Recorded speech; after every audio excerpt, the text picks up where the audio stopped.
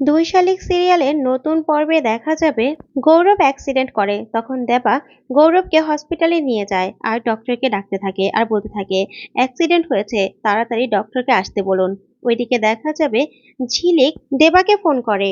তখন কান্না কান্না কণ্ঠে বলতে থাকে, দেবা, আমি এই বিয়েটা করতে চাই না, আমাকে এখান থেকে নিয়ে যা। তখন দেবা বলতে থাকে, ঠিক তো বিয়ের পিঁড়িতে বসছিস, আবার নাটক করছিস। তখন আকি বলতে থাকে, না না, আমি তোকে ভালোবাসি, তুই যদি আজকের মধ্যে আমাকে বিয়ে না করিস তাহলে কিন্তু আমি নিজেকে শেষ করে দেব।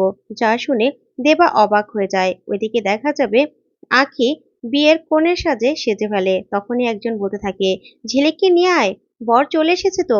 এদিকে দেখা যাবে আখিকে আতর এসে বলতে থাকে, আখি, গৌরবদার অ্যাক্সিডেন্ট হয়েছে, ওর খুব ক্রিটিক্যাল অবস্থা।